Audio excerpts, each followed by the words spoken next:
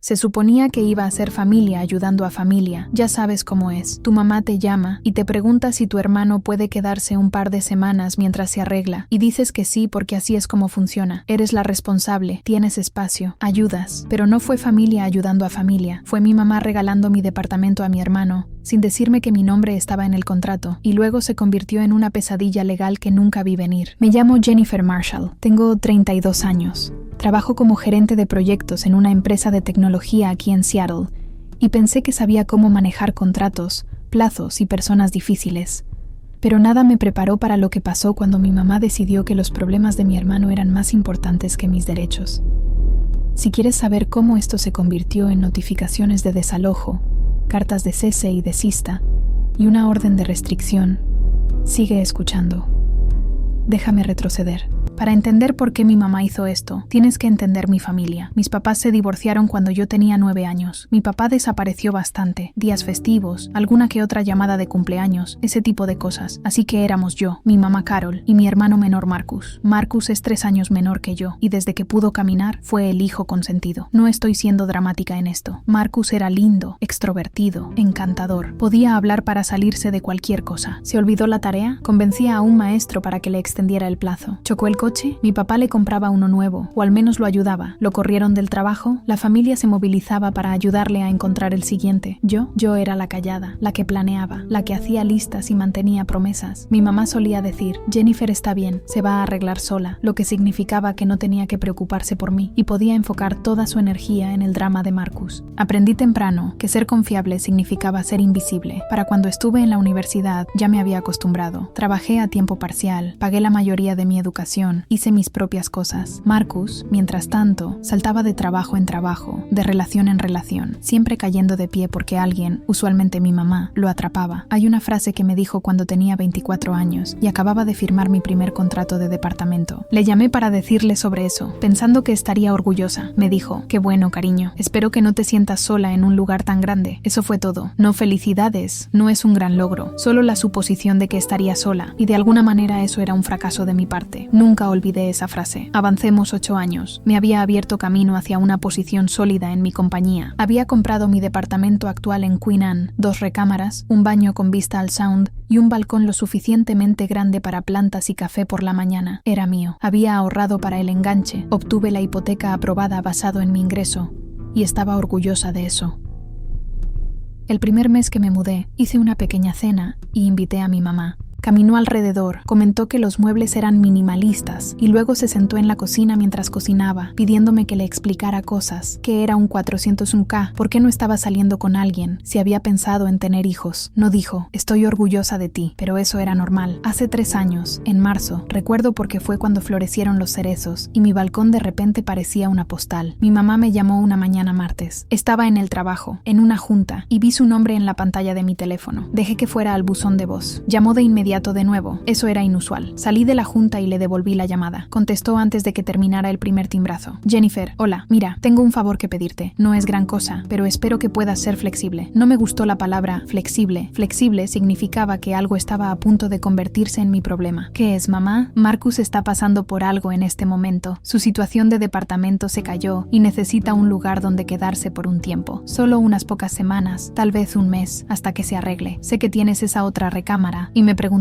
si podría quedarse contigo. Se me cayó el estómago, pero estaba en el trabajo y no quería tener esta conversación en una sala de juntas con la puerta abierta. ¿Puedo llamarte esta noche? Claro, cariño, solo piénsalo. Realmente lo necesita. Salí del trabajo a las 5 y me senté en mi coche durante 20 minutos antes de manejar a casa. Aquí está la cosa de ser la hija responsable. Todos asumen que también serás responsable de ellos, pero sí lo pensé. Marcus acababa de terminar una relación. Su novia lo había corrido después de que perdió su trabajo. Típico Marcus. Y sí, parte de mí se sintió mal por él, pero también conocía a Marcus. Él no era un quedarse un mes y irme tipo de persona. Era un mudarme indefinidamente y tomar el control tipo de persona. Aún así, mi mamá había preguntado, y si decía que no, ella le diría a Marcus que yo había dicho que no, y luego él se sentiría herido, y ella estaría decepcionada de mí, y la culpa me seguiría alrededor como una sombra. Así que hice lo que siempre hacía. Dije que sí, y creé una lista de condiciones. Llamé a mi mamá de vuelta. Está bien, dije. Puede quedarse 4 semanas, no más. Y necesita seguir algunas reglas. Contribuye con los víveres, no trae gente sin preguntar y busca trabajo mientras esté aquí. Después de 4 semanas, se va. Fui muy clara. Oh, Jennifer, muchísimas gracias. Eres la mejor. Marcus estará tan agradecido. Le diré que te llame sobre cuándo quiere mudarse. Colgó antes de que pudiera reiterar la parte de 4 semanas. Marcus me llamó esa noche. Estaba alegre, agradecido, encantador. Hey, Jen. Así que mamá dijo que podría quedarme en tu lugar por un tiempo. Realmente lo aprecio. Es solo temporal, ya sabes. Hasta que encuentre un lugar y me arregle. 4 semanas, Marcus. Ese es el trato. Sí, absolutamente. No hay problema. Debería haber sabido mejor. Sí, sabía mejor. Pero no confiaba en mi propio criterio porque me habían dicho tantas veces que era egoísta por no ayudar. Ese fue mi error. Marcus se mudó un sábado. Llegó con 2 mochilas y grandes planes. Estoy pensando en iniciar mi propio negocio independiente, me dijo, dejando sus cosas en la otra recámara. Tengo algunos contactos. Esto es solo un trampolín, ¿sabes? Un lugar para trabajar mientras lo resuelvo. Asentí. Había escuchado estos planes antes. Nunca se materializaban. La primera semana fue casi bien. Estaba en su mejor comportamiento. Lavó los platos un par de veces. Salió a entrevistas de trabajo. O, eso decía. Caímos en una rutina. Yo trabajaría desde casa algunos días y él estaría en su laptop en la otra recámara, haciendo networking, lo que significaba pasar 8 horas desplazándose por redes sociales. Pero para la segunda semana, las grietas aparecieron. Empezó a atraer gente, no solo un amigo, grupos de gente. Venían después de que había mencionado que tenía una junta temprano al día siguiente y se quedaban hasta la medianoche, riendo fuerte, saqueando mi refrigerador, dejando cajas de pizza y latas de cerveza en la mesa de la sala. Le pedí que parara.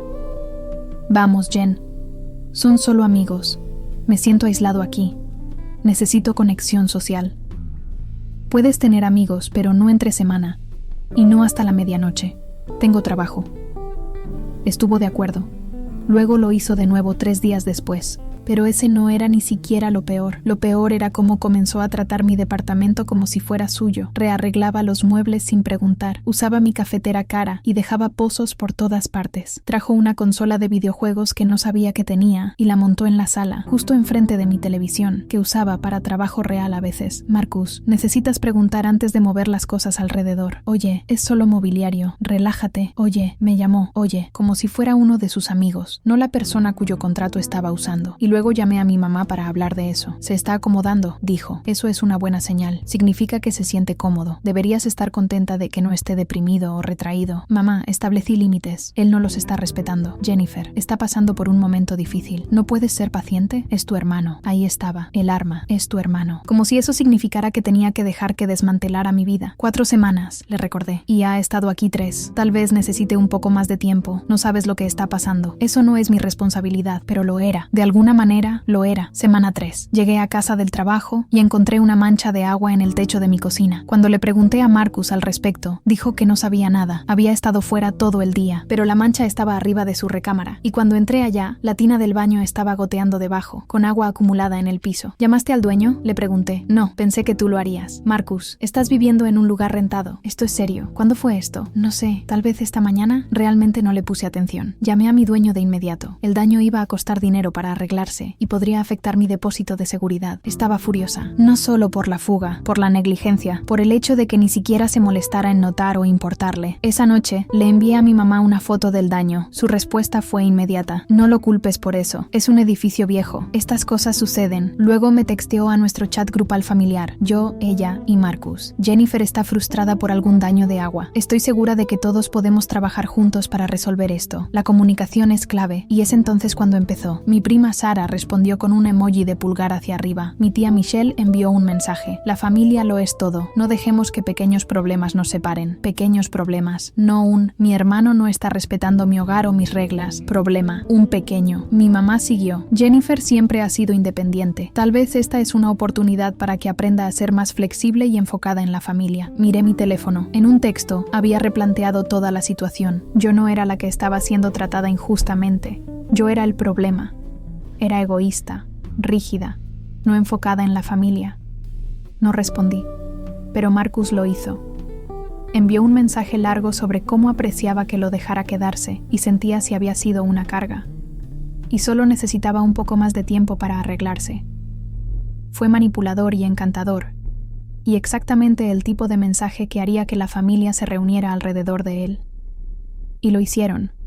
Sara envió un emoji de oración. Mi tía preguntó si había algo que pudiera hacer. Mi mamá dijo, estoy orgullosa de ti, Marcus, por hacerte cargo de las cosas. Jennifer, ¿ves? Comunicación. El chat grupal se convirtió en un referéndum sobre mi carácter. Luego algo no tenía sentido. Me di cuenta de que Marcus le había dicho a mi mamá que había estado buscando trabajo, pero nunca lo vi ir a una sola entrevista. Su LinkedIn no había sido actualizado. Dormía hasta mediodía la mayoría de los días. Y cuando le había preguntado directamente sobre su búsqueda de trabajo, fue vago. Fue entonces cuando decidí revisar el contrato. Saqué el documento de mi archivo y lo leí cuidadosamente. Mi nombre estaba en el contrato, solo mi nombre. Nadie más estaba autorizado a ocupar el departamento, excepto yo, la inquilina. Había una cláusula sobre huéspedes. Un huésped podía quedarse por 14 días consecutivos o 30 días totales por año, con el consentimiento escrito del dueño. Marcus había estado aquí por 21 días. No había notificado al dueño. Y mi mamá no tenía idea de que me había puesto en una posición legalmente comprometida. O tal vez sí, y simplemente no le importaba. Pasé todo el siguiente día investigando la ley de inquilinos del estado de Washington. Tomé capturas de pantalla, guardé PDFs, abrí un cuaderno y comencé a escribir fechas e incidentes. 12 de octubre, Marcus se mudó. 14 de octubre, incidente de daño de agua, sin notificación al dueño. 16 de octubre, revelación del chat grupal, presión familiar. 18 de octubre, la inspección de daños revela problema de cimentación, responsabilidad del edificio, pero mi reputación en juego. Para el día 24, sabía que tenía un problema. Si Marcus ahora se consideraba inquilino, lo que significaba que había excedido el periodo de huésped sin autorización escrita del dueño, entonces estaba en violación de mi contrato. El dueño podría citarme por ocupación no autorizada, podría perder mi depósito de seguridad. En el peor de los casos, el dueño podría iniciar procedimientos de desalojo en mi contra, o como mínimo, emitirme un aviso para solucionar la violación. Fue entonces cuando llamé a un abogado. Mi prima me había recomendado a alguien, una mujer llamada Patricia Chen, que se especializaba en ley de inquilinos. Llamé a su oficina un viernes por la tarde, sin esperar pasar, pero Patricia estaba entre clientes y podía hacer una consulta telefónica rápida. Expliqué la situación en la menor cantidad de detalles posible. Está bien, dijo, así que tu hermano ha estado quedándose contigo por más de 2 semanas sin consentimiento escrito del dueño. Tu contrato prohíbe ocupación no autorizada. Tu nombre está en el contrato, lo que significa que eres la parte responsable si el dueño lo descubre. ¿Qué sucede si se enteran? Depende de tu dueño. En el mejor caso te envían un aviso para solucionar, remover al ocupante no autorizado dentro de cierto número de días. En el peor caso, inician procedimientos de desalojo en tu contra por violación de contrato. El daño de agua complica las cosas porque podría desencadenar una inspección. ¿Cuánto tiempo tengo? Esa es la cuestión. Legalmente, algunos dueños consideran que el periodo de notificación comienza cuando la ocupación no autorizada comienza. Ya estás más allá del periodo de gracia. Te recomendaría obtener consentimiento escrito del dueño de inmediato o pedirle a tu hermano que se vaya. Sentí que el pecho se me apretaba. ¿Y si se niega a irse? Entonces tienes problemas de documentación, pero llegaremos allá si es necesario. Por ahora, te sugeriría que tengas una conversación directa con tu hermano, dejando claro que el arreglo necesita terminar, e idealmente haciéndolo por texto o correo electrónico para que tengas un registro. Le agradecí y colgué. Esa noche, me senté en mi balcón con una taza de té e intenté resolver qué hacer. Amaba a mi hermano, de la manera abstracta en que amas a la familia, pero no me gustaba. Y más importante, me había puesto en peligro legal por su conveniencia. Decidí que era hora de dejar de ser amable. Fue entonces cuando me di cuenta de lo que esto realmente se trataba. Fue una noche martes. Marcus estaba en casa, lo que era inusual. Estaba en la sala jugando la consola de videojuegos que había montado. Un juego de disparos en primera persona ruidoso, con explosiones y ráfagas de armas. La apagué. «¡Ey!», protestó. «Necesitamos hablar».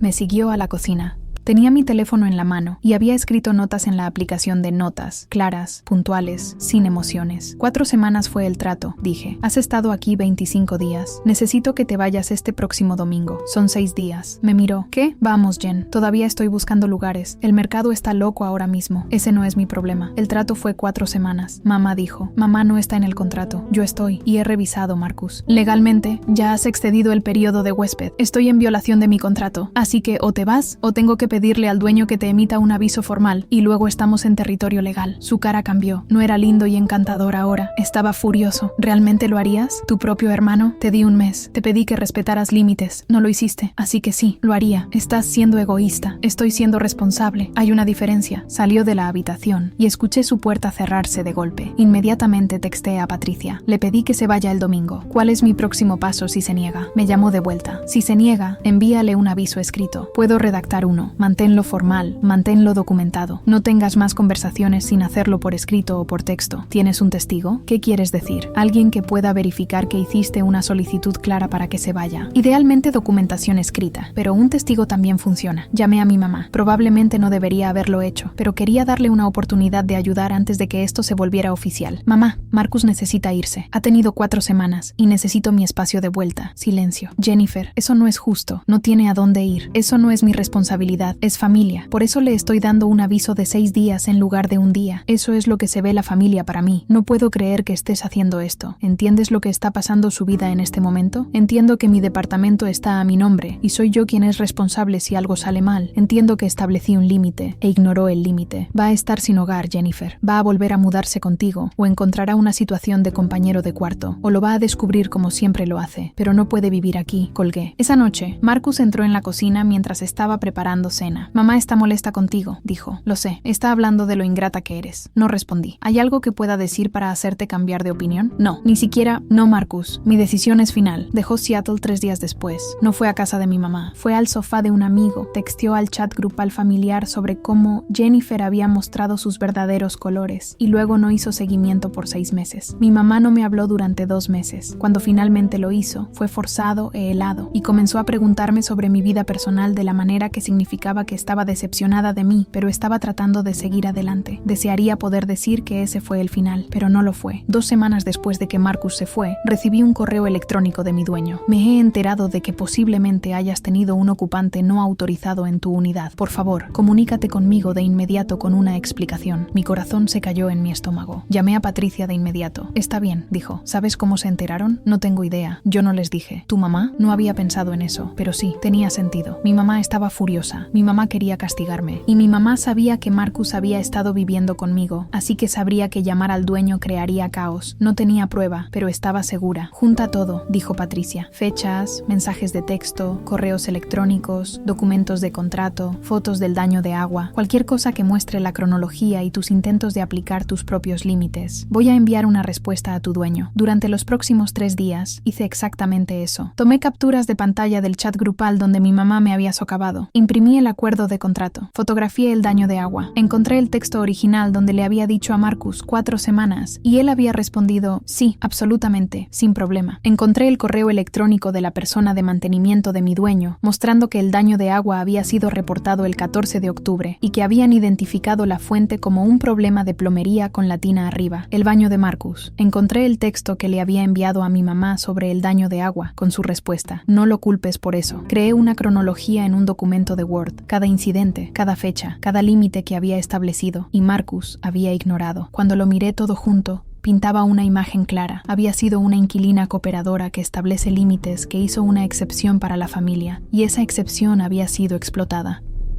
Había intentado aplicar mis propias reglas, y cuando eso falló, le había pedido que se fuera. Él se fue. Esa era la historia que los documentos contaban. Patricia escribió una carta a mi dueño, profesional, detallada, con anexos. Explicó que Marcus había sido un huésped temporal, que había excedido el periodo de huésped sin mi conocimiento de las implicaciones del contrato, que me había percatado de la violación y que le había pedido que se fuera, momento en el cual lo hizo. Pidió que el dueño proporcionara documentación escrita de cualquier evaluación de daños y que se me permitiera abordar cualquier violación por escrito. La respuesta del dueño llegó dentro de una semana. Hemos inspeccionado la unidad. El daño de agua es consistente con una falla de plomería, no con negligencia del inquilino. No te responsabilizamos por el daño, ya que es un problema del edificio. Sin embargo, tu autorización de un ocupante no autorizado es una violación de los términos de tu contrato. Requeriremos una tarifa de incumplimiento de contrato de $500 y ahora estás sujeta a inspecciones mensuales durante los próximos 6 meses para asegurar el cumplimiento del contrato. Pudo haber sido peor. Patricia explicó que la tarifa en realidad era negociable y que las inspecciones eran aplicación de castigo estándar. Me había salido relativamente bien. ¿Sabías?, le pregunté. ¿Sabías que mi mamá los llamó? No puedo decir con certeza, pero no importa. Tienes documentación de la situación y tu respuesta. Si esto se intensifica, tenemos prueba de que lo manejaste responsablemente. Debería haber terminado ahí, pero 3 meses después, recibí una carta de un abogado dirigida a mí, enviada de un abogado que nunca había escuchado, representando a Marcus. Marcus estaba reclamando que había establecido residencia en mi departamento, que había vivido allí por un período de meses. Espera, ¿meses? Había estado aquí 25 días, y que yo lo había desalojado ilícitamente sin aviso apropiado.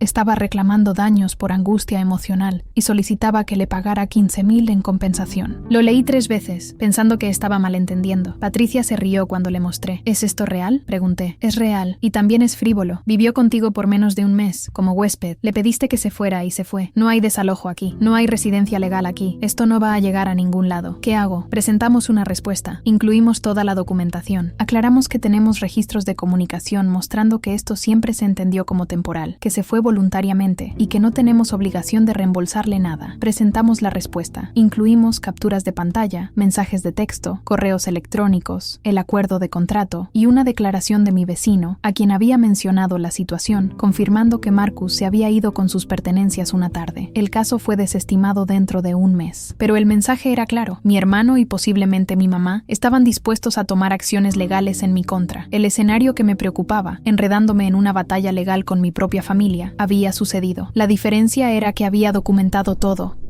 Actué legal y éticamente, y gané. Fue entonces cuando algo cambió. Mi mamá me llamó una semana después de que el caso fue desestimado. Fue la primera vez que inició contacto en meses. Jennifer, necesito hablar contigo sobre lo que está sucediendo con Marcus. Esperé, no ofrecí nada. No está en un buen lugar en este momento. Está enojado y sé que presentó esa demanda en tu contra. Lo que fue mal, se lo he dicho, pero te estoy pidiendo, como su hermana, como familia, que consideres retirarlo o arreglar algo con él. El caso ya fue desestimado, mamá. No hay nada que retirar. Oh, hizo una pausa. Bueno, aún estoy pidiendo. Te estoy pidiendo que te comuniques con él. A ser la persona más grande. Respiré profundo. Me comuniqué con él durante 4 semanas. Le di un lugar para quedarse, comida, servicios, techo. Me faltó al respeto. Luego me mintió a mi dueño. Luego me demandó. ¿Y quieres que sea la persona más grande? Cometió un error. Cometió muchos errores. Y establecí un límite. Lo apliqué. Y luego me defendí cuando me atacó. Si eso me hace la persona más pequeña, entonces estoy bien con eso. Jennifer, mamá, te amo. Pero no puedo tener una relación donde siempre soy la que compromete, la que entiende, la que se disculpa por tener límites. Marcus necesita aprender que sus acciones tienen consecuencias. Y tú necesitas dejar de protegerlo de ellas. Estaba callada. No sé si pueda hacer eso, dijo finalmente. Entonces supongo que tenemos un problema. Colgó. Un mes después, recibí un texto de Marcus. Quería disculparse y tomar café. Fui escéptica, pero dije que sí. Nos encontramos en una cafetería cerca del Pike Place Market. Se veía cansado, exhausto. Se disculpó por la demanda. Dijo que su abogado lo había empujado hacia ello y que lo había lamentado casi de inmediato. Estaba enojado, dijo. Estaba avergonzado. Mi vida no estaba en orden y me habías echado y necesitaba culpar a alguien. Podrías haberte comunicado conmigo. Lo sé, debería haberlo hecho. Lo siento, Jen, de verdad. Acepté su disculpa porque creía que la decía en serio. Pero también entendía que disculparse después de ser atrapado es diferente de disculparse antes de que se cause daño. No nos volvimos cercanos, pero establecimos una nueva dinámica, una distancia cuidadosa y respetuosa. Eventualmente se arregló su vida, se mudó a Portland, encontró un trabajo en su campo, consiguió su propio departamento. Nos texteamos ocasionalmente, nos vemos una vez al año tal vez, pero la relación había cambiado y esa era la consecuencia real de sus elecciones. En cuanto a mi mamá, lo trabajamos con el tiempo. Fue a terapia. Leyó algunos libros sobre codependencia. Llegó a entender que proteger a Marcus de cada consecuencia no lo estaba ayudando, lo estaba habilitando, y me admitió, una tarde tomando café, que ella había llamado al dueño. Estaba tan enojada contigo, dijo. Sentía que estabas abandonando a la familia, así que hice algo estúpido. ¿Por qué me estás diciendo esto ahora? Porque quiero que sepas que entiendo que lo que hiciste fue correcto, y fue difícil para mí aceptar eso, pero Marcus vivía aquí. Necesitaba enfrentar las consecuencias. Y yo también, por habilitar esa situación. No fue una gran disculpa. No fue, lo siento por no creer en ti. Pero fue ella reconociendo su parte en el caos. Eso fue suficiente. Hoy, mi departamento es exactamente como lo dejé. Sin consolas de videojuegos. Sin ocupantes no autorizados. Sin manchas de agua en el techo. Eso se reparó. Sigo trabajando en tecnología. Sigo viviendo en Seattle. Sigo teniendo una vista del Sound que me recuerda que hice algo correcto. Mi hermano y yo tenemos una relación relación, pero no es la cercana que hubiera querido. Mi mamá y yo estamos mejor, pero hay un cambio permanente ahora. No hablamos sobre lealtad familiar como solíamos. Hablamos de respeto en su lugar. Y aprendí algo de todo esto que desearía haber sabido antes. Los límites no son egoístas, no son implacables, no son desagradables. Los límites son la estructura que hace posible el amor. Si amas a alguien y no tienes límites, terminas resentiéndote con ellos. Terminas en situaciones como la mía, donde un simple favor familiar se convierte en una batalla legal. Terminas diciendo cosas que no puedes retractar. Mi mamá amaba a Marcus, aún lo hace, pero lo amaba de una manera que no lo estaba ayudando. Lo protegió tan completamente que nunca aprendió a protegerse a sí mismo. Amo a mi hermano, pero lo amo lo suficiente como para decir que no. Eso es lo que nadie te dice sobre la familia. A veces la cosa más amorosa que puedes hacer es rehusar. Si has estado en una situación como esta, donde la familia o la lealtad fue usada en tu contra, donde tuviste que elegir entre tu propia seguridad y los sentimientos de alguien más, quiero escucharlo. Comenta abajo. Cuéntame tu historia. Y si tienes un hermano o hermana o alguien en tu vida que empuje tus límites, espero que encuentres el valor para ser honesto con ellos. Espero que no esperes tanto como lo hice yo. Gracias por escuchar esto. Si encontraste esta historia útil, por favor dale me gusta y suscríbete. Volveré la próxima semana con otra historia sobre lo que sucede cuando la familia realmente no es familia.